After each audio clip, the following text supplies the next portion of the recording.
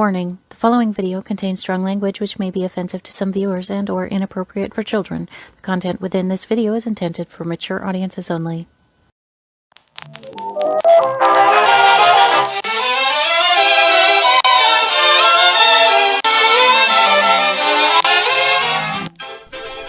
Hi, and welcome to Through Kaleidoscope Eyes, a weekly show where we tell stories of unsung heroes one at a time within the LGBTQIA plus community and allies. We will also be discussing various topics with each special guest. I'm your host, LaCrosse Ortiz.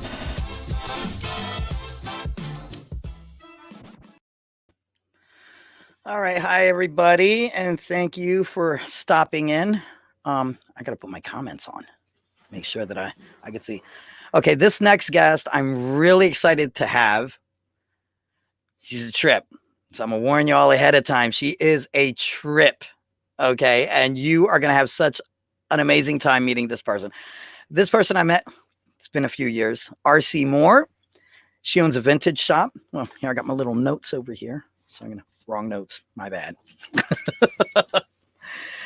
But she has this amazing vintage shop that I actually got to model for a few years ago. And it was badass. But you know what? Let's skip that. I'm just going to go straight to, you can watch a little video that we kind of pieced together. So check it out.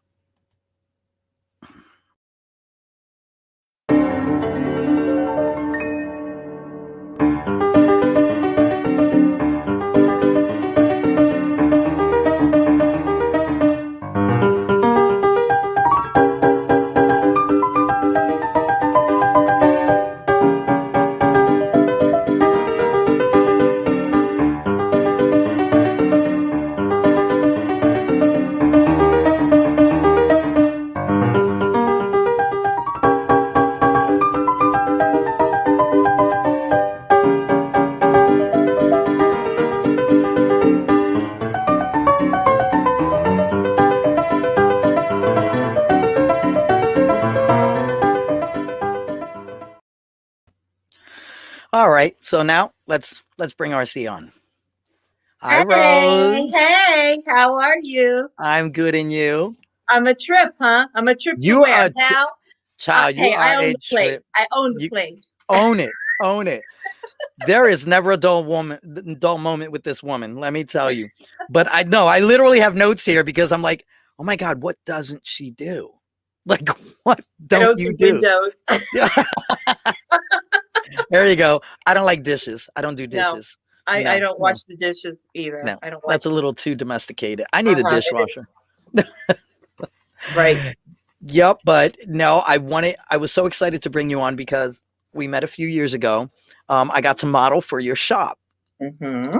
And actually, it's a really interesting story behind that. That was the first day. It was like literally my last day, somewhat biologically female, because I ended up getting my top surgery the next day. And I got to wear such cool clothes, such really cool vintage clothes, that I was just like, oh my God, I want to own it all. I want all the clothes.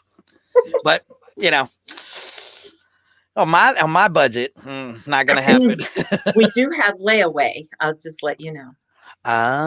Well then, that means I got to make a trip up there. Yeah. But I also want to be able to touch on life. So this is about you and your allyship in the LGBT, but mostly about you, because you are an incredible ally within the community. And that's one thing I really want to know. But I want you to tell me about you. Like, when did you start with the vintage? Like, how'd that all start? Well, I had an aunt, Frances, who was very avant-garde, and she lived in New York, and she lived on Lexington or Park. I don't remember. But she used to bring me to all the vintage shops in New York City. And at the time, it was cheap. And we would go to like Governor's Mansion. We'd go to Screaming Mimi's, and I would get all this funky clothes. And then I lived in Berwick, Pennsylvania, which is a town about this big. And I'd go and wear all this crazy stuff. And people were like, what the hell does she have on today? You know, but I just, I loved crazy, strange things. So I was into vintage when I was 14.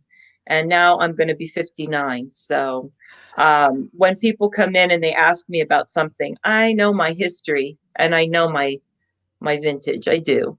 And Right. I know that a lot of people are more into designer pieces, but I think you can make any piece look good all put together with something else.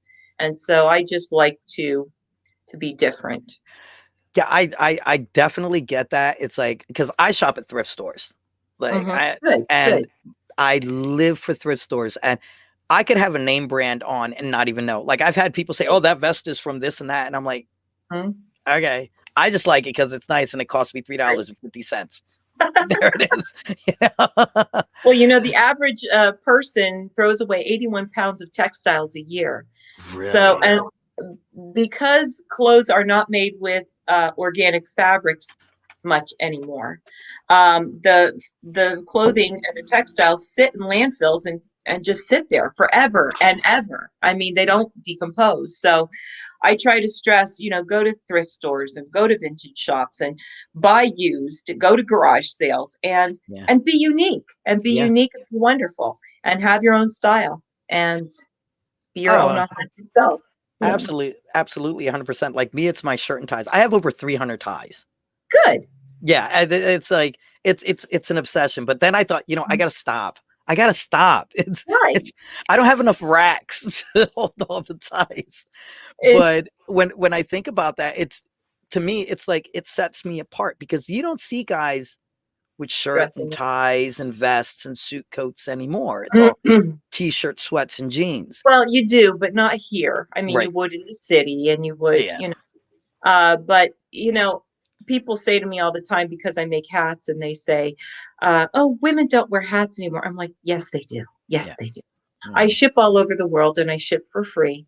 And I Right. have shipped hats to Tasmania, Wow. to Australia, to England, and pretty much all over the world. And I can tell you that people are out there wearing hats. I wear hats all the time. If I don't have a hat on, I have a wig on. And There I you wore my very good wig for you tonight. Thank you. Oh, we have a comment here. Uh-oh, we got somebody writing here. Sandy Yes, I'm Griffin says, "I think you're 59. I am. I'm going to fibbing." be 59 on the 21st. But I See? embrace my age and I love life and I Right. drink. So here, cheers to L'chaim. you. Mm. So so then I guess this is how your store came about. Like how did the store actually come about? Okay, so I used to be the cash manager for the Bethlehem YMCA, and they went through some corruption and some problems and what have you, and some people went to jail and whatever, whatever. And I had my life threatened, and I was just exhausted from doing the forensic accounting and finding all this stuff. And so um, I think I can honestly say that I saved that wife from closing. I reported everything to the National Y, and I didn't want to do accounting work anymore. And so my husband at the time, Clayton, he said, well, you have so many clothes, which I collected vintage clothes. Right. He said, what do you want to do? I said, well, I want to make hats and I want to do clothing. And so I came up with this idea of, hat, jewelry. We did hats and jewelry in the beginning. And then I started branching out into vintage clothes because I loved it. Oh, yeah. And I knew what I was talking about. I know how to sew. I know how to repair. I know how to restore. I've been living this since I was 14. So Right. that's what I started doing. And it's been a hell of a ride. I love it. I have met the most wonderful people. Our clothing has been in movies. We wrote a book. I wrote a book called I Want to Live Forever. You can get it on Amazon. It's published Yeah. by Heron Bookworks, and which is owned by Bathsheba Monk. And it tells about all the stories that go with the clothing. Right. And it's just been great. And this is my whole life. I love it. I want to leave it to my children, and they're interested in it. So Nice. That's funny because you don't like you're talking about the book, like you don't really think clothing having a story. And I didn't Oh, really yeah. think, but I actually watched you read one of the excerpts out of the book, and I was like, wow, that is like, that's That was a really cool. profound story. That story Yeah, in particular was very heart-wrenching, and it it was because it was very true what I said. And I don't even know where I got the words to say what I said to her. I right. think sometimes we are put in somebody's life for a purpose. Absolutely. And I needed to say what I said, which was it takes a strong woman to keep a child and raise it on her own. And it Yeah, takes a strong woman to give a child away, yeah, yeah, and it takes a strong woman to stay in a marriage, and it takes a strong woman to leave a marriage. yeah, And so when I hugged her, she immediately wasn't cold anymore. She was very warm. And sometimes you just need that validation. And yeah. so sometimes we're all put in each other's lives for a reason, I think so. I definitely agree with that. Even if it's just for a moment, it's like a drive-by, but Yeah, yeah, yeah, it's you true. got a lot of And drive-bys in just life. like when you modeled for me, and I Yeah, told you earlier, that was your last day as a physical yeah, male or or female. And female. I came home and I cried, and I was very emotional about it. Aw, But I felt very honored to be just a small part of that, right. because I know how much it meant to you. Yeah, And when people say, I don't understand this trans thing, and I don't understand, I always say, just imagine you're not allowed to wear your favorite color, or right. you're not allowed to do a certain thing that you Mhm. love. And I cannot imagine not wearing sequins. I can't imagine not wearing leopard. I can't imagine Right, not wearing my crazy wigs. I can't right, imagine not being myself. right. And so when you think about that, that's what it's like. You're not allowed to be yourself if you can't, make the change. Oh yeah, because it's like I always tell people look, they're like, "Oh, well, God made you this way. Why are you changing it?" I said, "Well, first off, I don't believe in God. But if we're gonna debate and we're gonna play devil's advocate there, you're not a blonde, yet you dyed your hair. Yep. You get braces on because your teeth are crooked. You're not. Why don't you keep what God gave you? Mm-hmm. It can't work for just one thing and not all. You have to. You have to leave it open for all. We're the only thing is that in the beginning we come in alone and we go out alone. That's it. Everything in between, Right, right, that's everything in between is what you make of it. And when right. I look at that and people try telling me, well, your parents are turning, I've had people tell me your parents are turning in their grave because you No, I did don't this to believe them. that. And I'm like, my parents are dead. I mean, they're Well, not turning anywhere. They're stuck in Well, and that's your belief and that's your prerogative. But I right, know from my perspective, at being a believer or a right, spiritual person, hmm, I think that whoever or whatever. is out Right, there, I do believe in God, and I right, do believe that He looks at each one of us, and it says in the Bible, He knows every hair on our head. And right, I think He knows what's in our heart. And it's not right, important what color we dye our hair and right, whatever we choose to do, because we all should just accept each other as humans, right? right. And I also think of it like this. It's not that I was placed. Okay, it's not that there was a mistake made. No, Do people ever think that maybe this was on purpose to see if I would actually come to terms with it and learn to not overcome, but learn to make space for it and then find my true? Isn't that what we're doing our whole life? Is trying to find our authentic self? right, That's it. right, Our entire life, we're just looking to find our authentic self. And then at the end of the day, if you can sit there and live this life and it comes to your deathbed and you say, I have lived. I didn't right. just exist. I have lived my life Live, to the fullest and I have lived it authentically.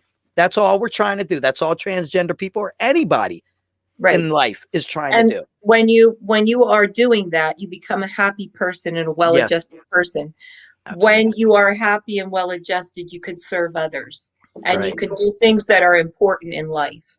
And I Yes. think that that's, people who are miserable and suffering with anxiety and depression and all these things, uh, they can't serve other people, and they can't, because they can't even help themselves. Right. So when you become this authentic person and you become true to yourself, and you're happy and you're content, then you can go on and help other people so that they become the same thing, no matter what their situation is.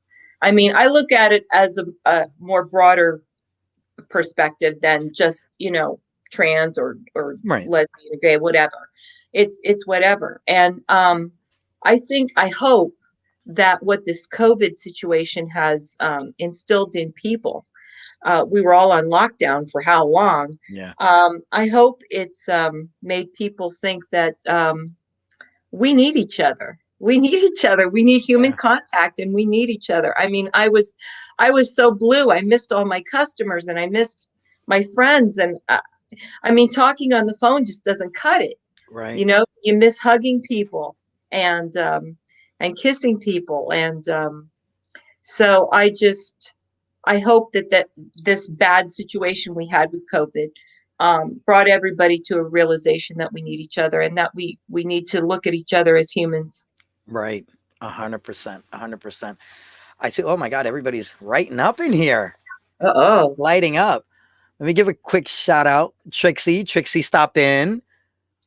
Kat, Lynn Christie, thank you for stopping in. Sandy, thank you for coming in. Camden, of course, yes. He's a smart ass. He put you in your color coordinated closet. Absolutely. I wouldn't have it any other way. Hi, Patricia. Little bit. Michelle. And let me see. Ili Parabo. How are you? He said I love it that he always comes and supports. He wrote, that's why I'm an ally to the community. Rosa, thank you. So yeah, I think I hit everybody. Here we go. He wrote, to be yourself is the meaning of honesty. True. And that's what it is. Orion says, I must come see this shop. Yes, you must come see this shop. Oh, yes. This shop is out of this world. It is literally an experience in and of itself, because that was the one thing down that the rabbit hole. I remember when I went there, I went in and I was like, oh, there's so much everywhere. I'm like, this was great.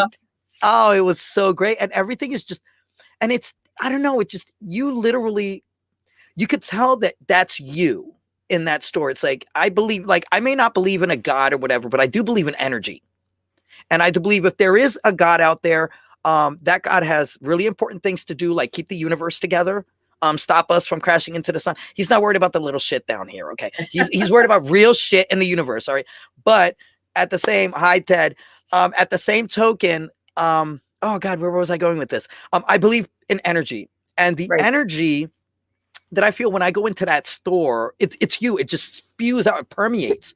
And it's all this energy but it's also the past and the present. And like you said, it's like 100,000 stories in this one little place. Right. And I try to preserve all the stories that I get with each garment. So when somebody buys something, I say, I got to tell you about the lady that owned this, or I have to tell you about the guy that owned that. And I have to tell you what happened to her. And I'm still collecting stories. I get clothes all the time, and I always say, oh my gosh, this is crazy. One time I had a Matador suit, and I have a 1920s bathing suit. I don't know who's going to wear that, because it goes down below your knee and it has this little skirt. I'm like, oh, you'd be surprised. You'd be surprised. I mean, you'd be surprised.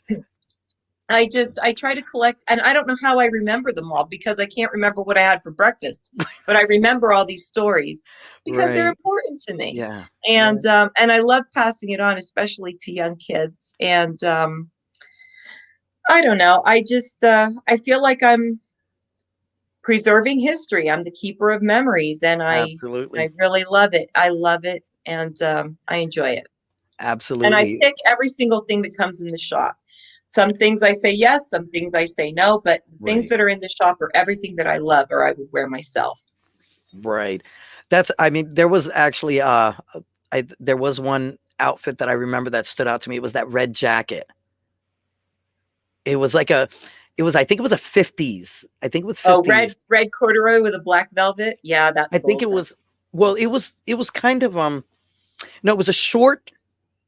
Oh God, it was kind of short. Oh, it was orange. Yeah, it was orange. That's old. That was from 1940. That was beautiful. Yeah. I was like, oh, this is, and that's just crazy to just wear something from that era.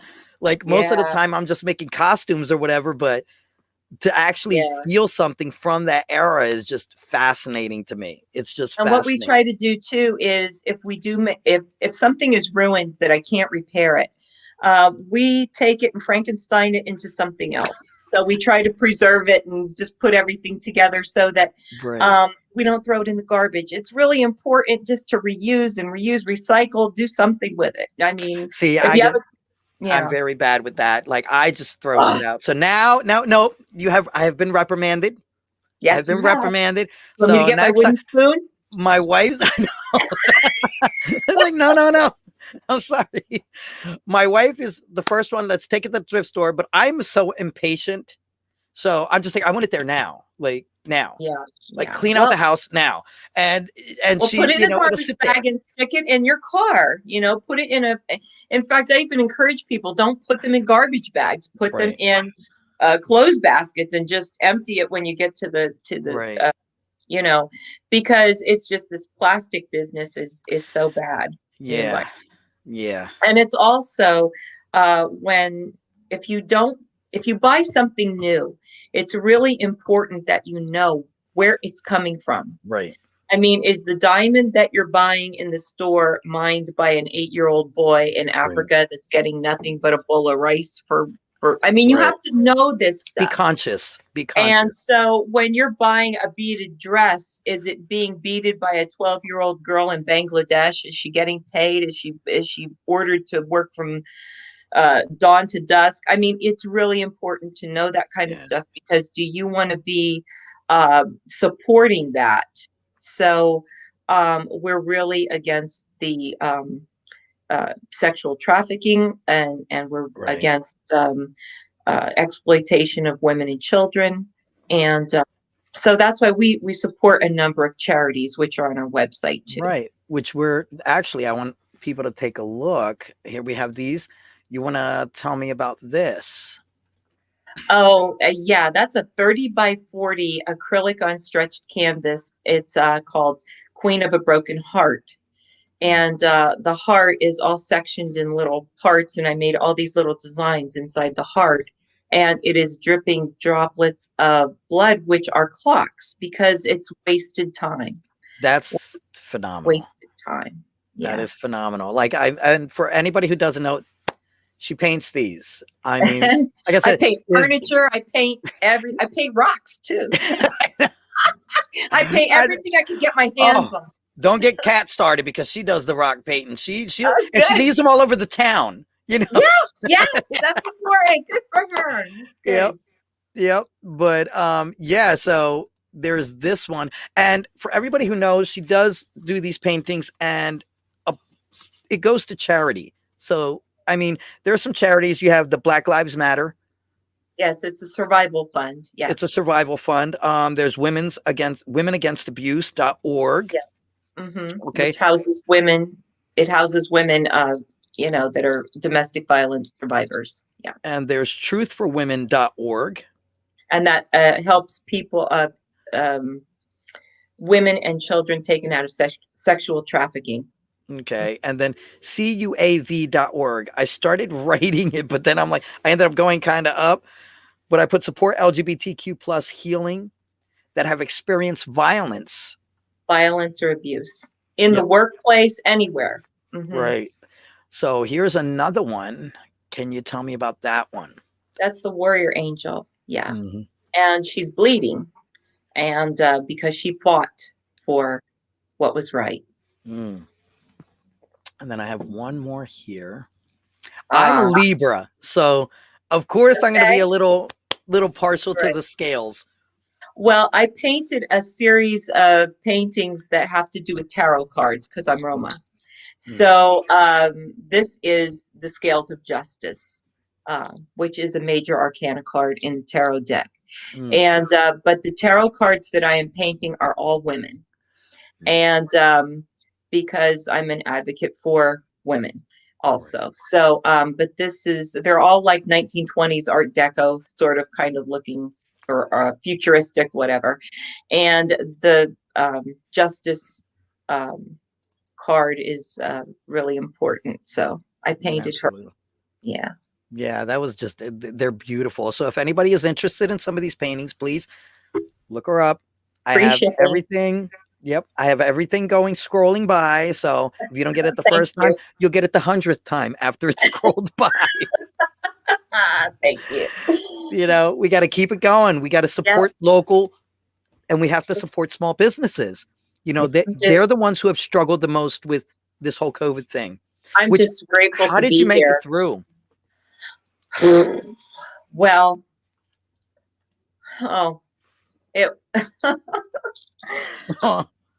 we closed March the 17th, 2019. And I had unemployment, and then we had COVID emergency fund, but that only lasted for a certain amount of weeks. So I was getting money. I was trying to sell whatever on Facebook and Instagram. I was doing live shows, and Clayton was helping me, and our marriage was dying. And it's not anybody's fault. We were married for almost 18 years, and it left me with a broken heart, and it's just, shit happens. I said shit. Oh God. But yeah, that's okay. Look. Here, I'm gonna say shit and fuck. Okay, there. Okay. So my mother died. Okay, so that was March the 17th. March, April, May, June, July. My mother died of COVID. I'm sorry. August 28th, my husband left. September 10th, my stepfather passed away. And then in December, I got COVID. And my kids also got COVID around the same time. And I'm going to tell you, they were putting me in the ambulance on the 23rd of December. I had a high fever and I was delirious. And but I remember them playing Blue Christmas in the ambulance. They had a radio or something going. And the guy said to me, "You're going to be okay." And they're giving me oxygen. And I remember saying, "Just let me die." Right. I just really just wanted to die. I did. I'm so but, sorry. you know, for some reason, you know, you just have to go through the pain. You have to go through everything. I made a lot of poor choices in the following weeks. I mean, they don't count. They don't count. What do? You know, they don't count. I mean, and so my very, very dear friend from high school, his name is Mike Bauer, bought me paints and canvases as a Christmas present. And I was sick as a dog, so couldn't do anything. And then I think it was January, I just started painting, and I painted my guts out. And I think it was like a healing therapeutic experience. Right. And I thought, well, what am I going to do with all this stuff? And I thought, you know what? I don't know if it's any good. I mean, I don't think it's any good. Oh, no, I think, you know what vibe it gives me? What? It gives me, I don't know if you see Frida Kahlo paintings. Really? Oh my God. That gives me like because Frida Kahlo did a lot of primitive, she did. But it's not primitive. Like, I hate that word because it's not primitive. Like, it's not good. You mean. It's not really, like a life, like raw. Right. It's raw. That's what I mean by primitive. It's like very raw. And she did the same thing. She said that she said, I thought I could drown my sorrows, but the bastards learned to swim. I drank and tried to drink my sorrows. So what do you do with all that? And she also painted all her pain. And so that's what I did. I painted all my pain. Right. And so I feel that it's still coming out of me, you know? Right. I mean, I paint. Sometimes I get up at 2, 3 o'clock in the morning, and I'll be, I don't use pajamas when I sleep. I just sleep in the raw. I'm a nature girl. And sometimes I'll just go in my front room and I'll just start painting. So if anybody breaks into the house, they're going to be like, well, that's what they get for breaking in. That's what you get. You shouldn't have been breaking in nobody's house. There you go. But, I just feel that, well, what better way to give to charity than, take your broken heart and make it into art. Right. That's beautiful. To be working. All right. Well, we are going to take a quick break. We have to put some commercials through. Okay. And we'll be right back. Okay, cool. All right. WLFE Digital Broadcast Network is on TV. You can watch all of our shows on WLFE-DB.com. Check out our channels. Paranormal View for all of your paranormal type shows. LGBTQ Friends for all of our LGBTQ shows. Variety Unlimited for all other shows. It runs 24/7 right on WLFE-DB.com. You'll even catch the lives, all in one place. Never miss an episode, past or future. WLFE-DB.com, where our shows are your shows. Search for your favorite shows like Where's My Sage, Inside the Drag Closet, Across the Pond, Everything Yet Nothing, Paratalk Radio, Step into the Paranormal, The Creepy Parlor, Just Cindy, and more. Now you won't miss an episode. Remember, follow Facebook Live and YouTube Live. Make sure you subscribe and follow your favorite WLFEDB radio shows. You can find our shows where you listen to your favorite podcasts, like Spotify, Amazon Music, iHeartRadio, and more. WLFEDB Radio is looking for podcasts to join our family. You don't have to fit any strict genre. We're a plethora of shows. If you're looking to jump on a growing network, then contact us at WLFEDBradio@gmail.com. Wow, Amazon Music just got a whole lot better. Your favorite shows from WLFEDB Radio can now be found there. Yes, we are on Amazon Music, found under podcasts.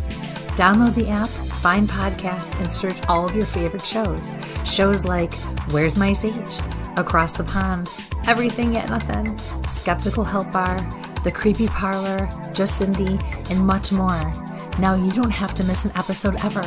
Amazon Music is WLFEDB radified.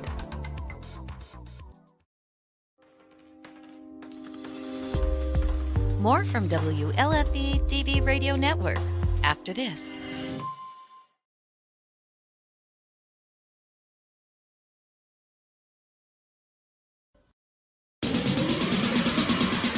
You're listening to WLFEDB Radio. Now, back to our program. All right, I'm back. I did want to make a quick little comment real quick. Oh, there's your merchandise. You can buy that, but that's not what I wanted to click. This week, we have International Family Equality Day. That was on the 3rd, so we happen to have missed it. But on the 8th, it's Asexual Visibility Day. So I'm going to try every week to bring, what's going on, awareness days to the community. And with that said, we're going to bring Rosellen Moore back. All right. Hey. Hey, I just put gum in my mouth. I'll take it out.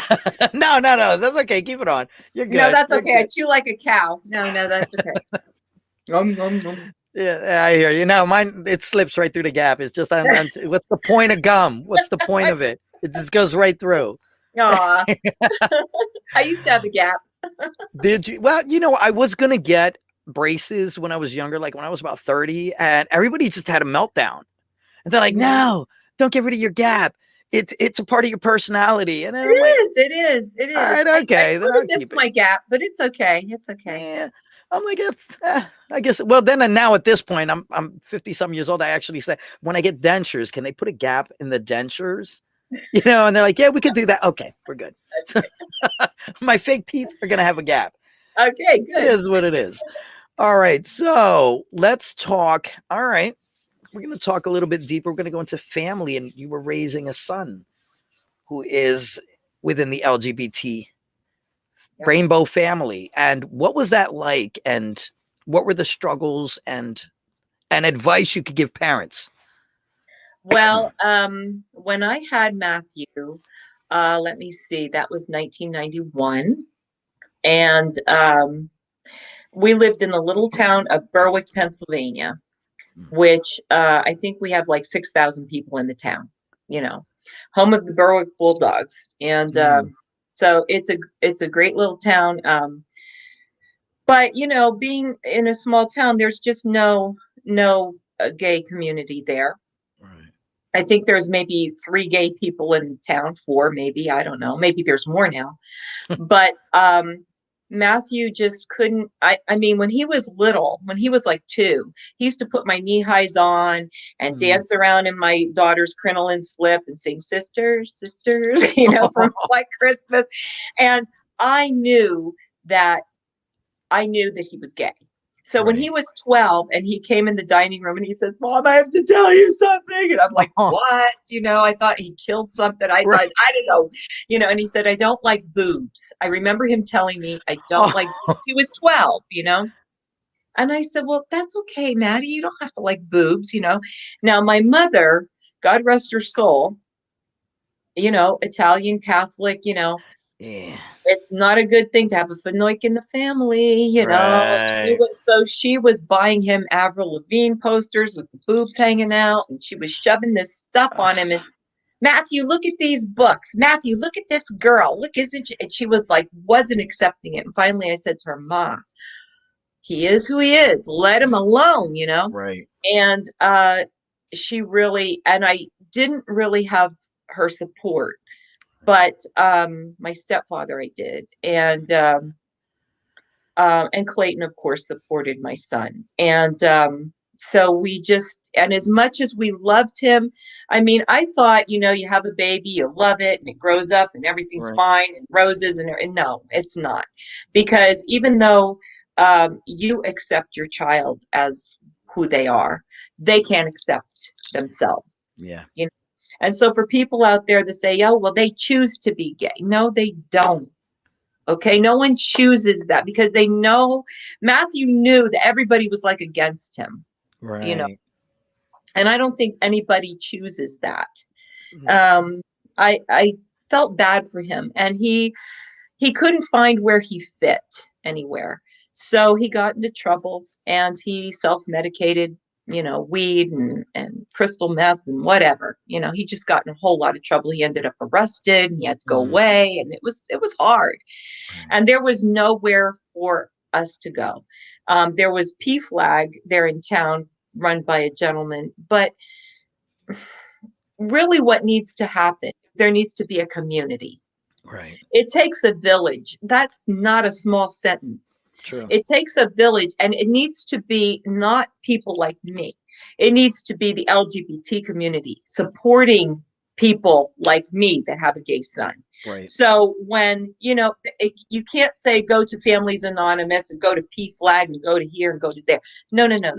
What needs to happen is your tribe needs to come and support you. Right. Support the parent supporting the child.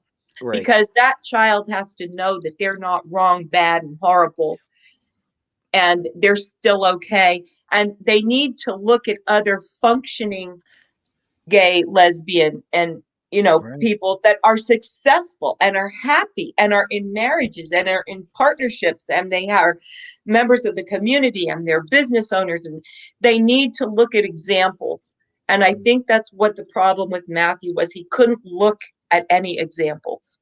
Right. And so when Matthew got out of the place where he went for rehabilitation because he had gotten arrested, I remember that at that time there was a man in Berwick, and I won't mention his name, but he was gay, and he went out to throw his garbage. Or put his garbage on the curb for the garbage people the next day. And 6 men jumped him and beat him to death with steel pipes. And this was a 50-some-year-old man. And all I could think of was, I can't let this happen to my son. Yeah. They killed this man because he was gay. I cannot allow my son to come out of this rehabilitation center and he's going to be beaten to death, because now everybody's going to know, which everybody did. Right. What ended up happening was I had a 7-year-old son, Ezio, and so his father took it upon himself to take him away from me because he didn't want me to move out of the area. If I didn't move out of the area, Matthew would have been in danger. If I stayed in Berwick, I could have kept custody of my little son. Right. So I think the most horrible thing in my life was that I had to choose between my sons. And I had to keep one alive or keep one from being bullied. I don't know. I can't say that anything would have happened to Matthew, but if it happened to that man, it would have happened to Matthew. Right. And they never prosecuted anybody for it. So that as a parent, that is probably one of the, or not, no, is the most terrifying thing. It is to lose your child. That is. And all I could think of was, remember that the boy that was gay that they tied to a fence and tortured him, and I forget what state that was. And I mean, there's so many of those stories. Yeah. And that's why I support the organization that I support on my website, the cuab.org, because that can't happen. I mean, that shouldn't happen to anybody for any reason. Right. You know, that's why I support Black Lives Matter. Nobody should be beaten or killed or anything because of who or what they are. Exactly. And so I know I'm singing to the choir, but you know, that's why I moved down here. That was like the sole reason. Yeah. And so I moved down here, and I moved down here without my little boy, my youngest. The judge took him away from me. Oh. And that's and that was sad. You know, my mother testified, and we didn't speak for 11 years, my mother and I, because she testified in court that she felt that Matthew, my son, would molest my little son because he was gay. And all that little tiny seed that was planted in the judge's mind tipped the scale. And there was nothing that they could say about me. I wasn't a bad mother. I was a good mother. Right. And, you know, so that tipped the scales. And so, you know, my youngest son went to live with his father, and it was impossible to maintain a relationship. And my mother and I didn't talk for 11 years. Wow. And it was the saddest thing. And it all centered around this anti-gay, blah, blah, blah, blah, blah. And I'm like, I can't even believe. And this is my family that have known me all my life. This is people that go to church. And I was like, I can't even believe it. And they blamed me. My mother blamed me that Matthew was gay, because she said, I know Matthew saw you naked coming out of the shower, and that's what made him gay. And I'm like, holy crap. I thought, look at the power I have. Wow. I was about to say. Gay, left and right. Yep. One time I was naked, and it just fucked the kid up for life. Like, what the hell is that? For life. You know, I just, and so I'm like, look at this abuse that I have to take. You know, and it's so sad because people I was actually listening to a podcast today, and it was talking about how they act like back then, like this was a mental illness.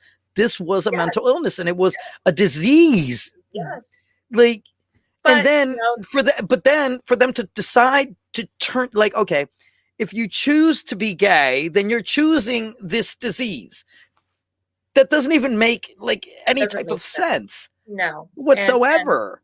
And I have to tell you, my life right now is so blessed and so rich, knowing so many people in the LGBT community. Right. I mean, I am so blessed. I love the people that are in my life. Right. And so I think that people who have these stupid thoughts like that are making their world very small. Right. That's all on them. You know? Exactly. 100%.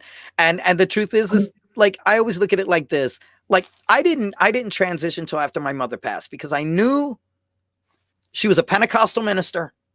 There was just no way I was going to be able to transition, at least without breaking her heart. Right. And she ended up passing. My father had passed years ago. And it's so funny because like our stories are so similar. Like I lost my mother, then I lost my grandmother, my marriage ended, all these things within like a 6-month span. Right. And I looked at that and I'm just like, wow, how much can a person endure? But it just goes to show you can endure and you can be strong. And after she was gone, I was just like, you know what? I don't have to worry about it anymore. I can transition now. Even though I'm 49 years old. What was I thinking being 49 years old and transitioning? But now I get to live my authentic life. Right. You know, and it's crazy because, oh, look, he made an amazing comment right here. I can't recall when I chose to be hetero. That's right. Right. Like, nobody chooses these things. You know, when you're young, I remember when I was 5, I had a grandfather who was an artist, and his name was Orterio Villa. He was a great artist. And he had a book of Michelangelo sculptures and whatever. And I remember looking through this book, and I'm looking at all these sculptures, and all their penises were broken off because, you know, it's Michelangelo. These are old, you know. And so I never knew what a penis really looked like until I got married, because everything was all broken and everything. But, you know, I was looking through this book, and I'm like, and I loved seeing both the male naked statues and the female. But it didn't dawn on me, oh, well, I think I'm gay. I was 5. No, you don't think of these things. And I don't think that's part of you isn't supposed to develop until you're in puberty or whatever. Right. So you get older. So you're not even supposed to think about that. But, you know, as a child, you know, this was art. And I just, you know, I think people put too much stress on, you know, things like that, you know. And it's so funny because I have a similar one. I was 5 and I was in kindergarten, and this girl wanted to play house. Mm-hmm. And so she just literally looked at me. She said, "You're the daddy." And I'm like, yeah, that's right. I'm the daddy, you know. But no, but in all seriousness, it just felt comfortable. It felt natural to me. Like, there's a difference between sexual orientation and, you know, what you're attracted to and what you feel inside. Right. You know, so when she said, "You're the daddy," I was like, yeah, that makes total sense. And literally I went into like daddy mode, and I was trying to stop. Like, I'm protecting the kitchen. She's cooking for me, even though it's a piece of cardboard, but she's cooking. Okay. And so what did I do? I grabbed the blocks, you know, the little cardboard blocks. I start beaming kids, just beaming them. You're not coming into the kitchen. I'm protecting my wife. You know, you know, that's what you think of as a 5-year-old kid. Right. But on the other hand, you know, I used to like to play with Tonka trucks. See? In the dirt. Yeah. And I love to play with Barbies too, you know? But I love to play, but that doesn't mean I'm gay. And it, you know, but I just, and one of my kids, which shall remain nameless, but it's a he, and he loves the color pink. Why is that bad? My son loves pink and purple. Why is it bad for a male to have a color pink? I mean, we have taken things, so we've categorized things in such narrow categories. Right. It's just so sad that we can't even live. Yeah. So, it's like, oh, you can't wear pink, it makes you gay. Yeah. Like, well, no. Well, I'm the first one. Real men wear pink. Okay. Because first off, my complexion, I look good in pink. You know, I mean, I don't care. I don't really, you know, I think what's beautiful is at our age, and I say our age because we're very close in age, we have got to see time change and things evolve. Yes. Well, what it was like in the 80s and 70s it still happens, but not like people are coming around more now, I think. I really do, because I live in Lancaster and it's very progressive. It's very progressive here. Like, people don't bat an eye to gay people. I live in the ghetto with a ton of Latinos, and they know I'm trans, and they'll be the first ones to like step up for me. You know, it's just, and that would have never happened 10 years ago. You're very, very fortunate, but there are a lot of people I Oh, mean, yeah. look who we just had as our president. I'm sorry. Yeah, absolutely. Absolutely. There are a lot of people out there that do not feel that way, and Right. that are very hard-hearted and just full of hate. Yeah. And so I would like to say to you, yes, oh yes, we're evolving, but no, we haven't evolved from, Well, not enough. the civil rights in the 50s and 60s. We have not. We have Right. not. We have not at all, because we're just spinning around in the mud. It's not going anywhere. And I think that and now is the time. Now is the time. Right. We have to make a change, and we have to make it stick Right. for Right. everybody. No, I For totally, everybody. I So, definitely agree with that.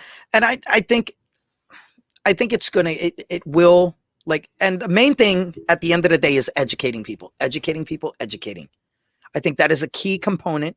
Support, like you were talking about earlier, support groups, key component.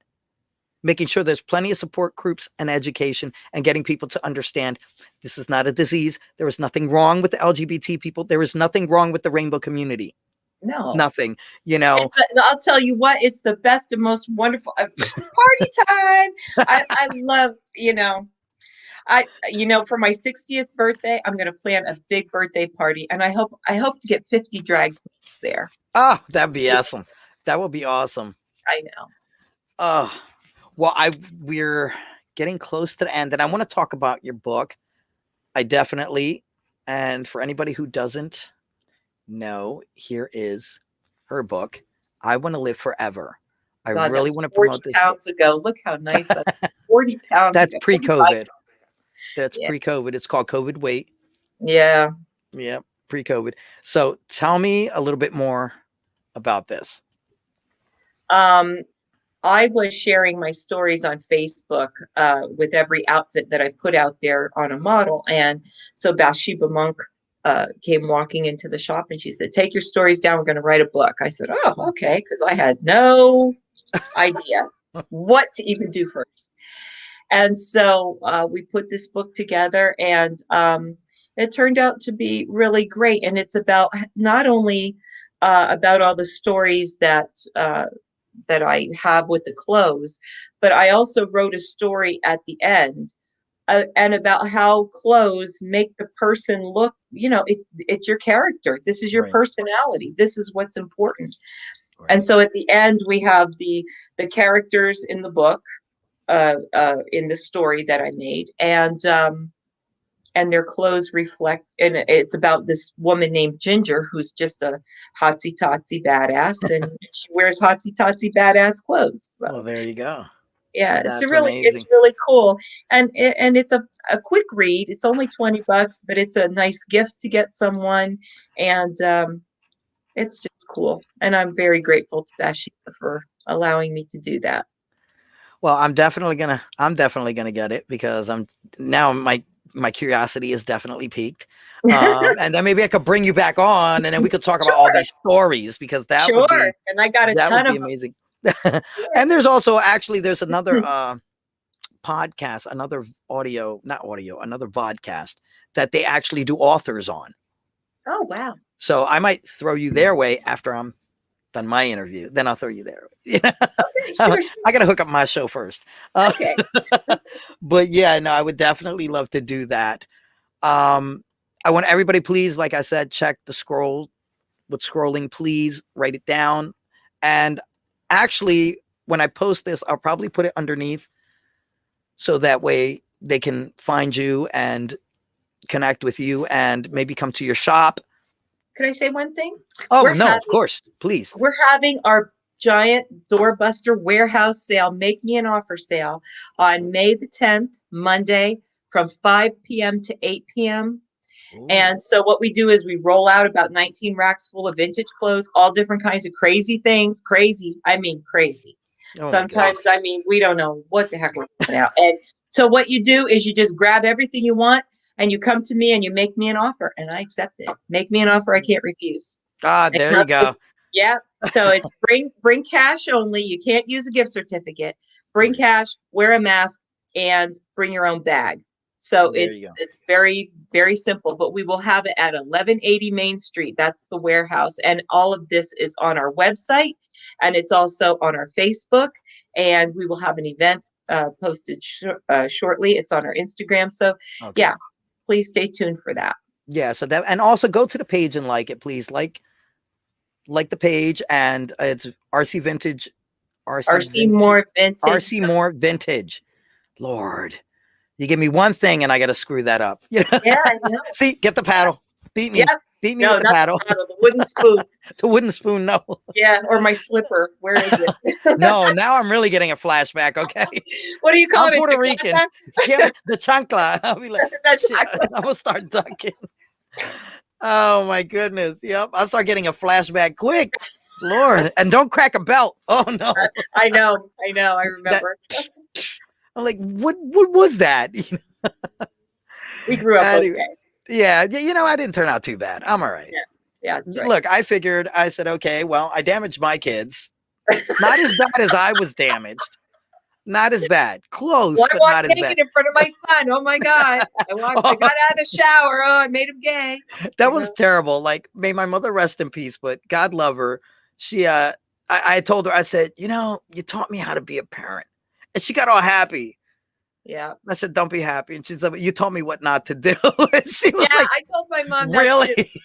And you know, after my mom testified against me in court and everything, 11 years later, I went back and I talked to my mom because I thought if something happens to her, because she was in her 80s. Yeah. I couldn't leave it like that. So I went back and talked to her, and she cried and she said, I made a mistake. Oh. And I guess that's all I needed, you know, because at the end of the day, your mother is your mother. Yeah. 100%. And we never talked about it again after that. Yeah, I get that, because like with my mom, like it was peace, because at the end of the day, you know, they did the best with what they had. They knew what look, we come from very similar ethnic groups, and that's how they were brought up. And and you know, the only thing I always tell my kids, I said, just show me the mercy that I showed my parents. That's all I ask. I'm not a perfect parent. I wasn't a perfect parent, but I didn't fuck up. Nobody's a perfect parent. You never know what to do. Like I said, you think you're going to have a child and just love it, and it's going to grow and everything's going to be great. Yeah. It just doesn't turn out that way. No, it doesn't. And you are faced with you have your child for a certain amount of hours in the day, and then the world has your child. Exactly. So you're dealing with a lot here, but it's all about the love. That's it. 100%. Well, this was fun. Thank you so much for doing this. You know, because now it's not like the drive-by. It's not me getting changed, hurry up, taking pictures and leaving. This was actually great to be able to connect. We have to hang out more. We have to hang out. Oh my God, yeah. You would love Kat. I mean, we all definitely go out. Maybe do some karaoke or something, you know. Oh my gosh, I love karaoke. I love karaoke. That's her thing. She lives for karaoke. So good. And everybody, please make sure you check out the site. Check out the sites. All these scrolling. And if you didn't write it down, damn it, write it down now. Yep. And check it out. All right. So thank you again for sharing your life, sharing your story, because you know what? What you do with clothes is what I try to do with people's stories. You know, I feel everybody has an amazing story. Everybody is unique. We're like fingerprints.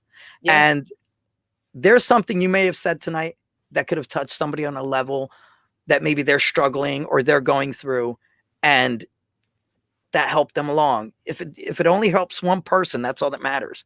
Right. You know, at the end of the day. So I just want to thank you. It was such an honor to have you. Thank you.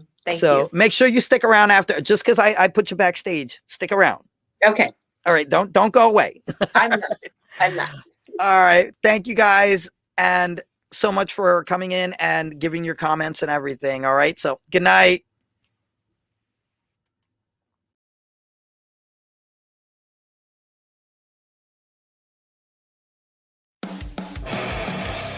Hey guys and dolls, this is Casey DeVille, the better half of DeVille Inc., Baltimore, Maryland. If you're ever in Baltimore, stop in and see me and Tony. Invisible Brie, 5920 Eastern Avenue, Baltimore, Maryland, 21224. Give us a call if you're in the area, 410-400-9641, or look us up on the web at DeVilleInc.com. DeVille Inc., where we specialize in you.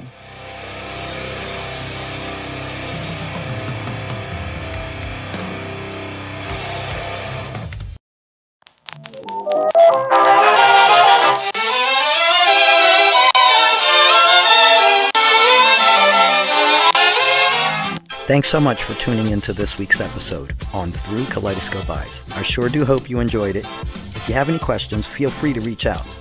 If you haven't done so, make sure to subscribe to the show. See you next week.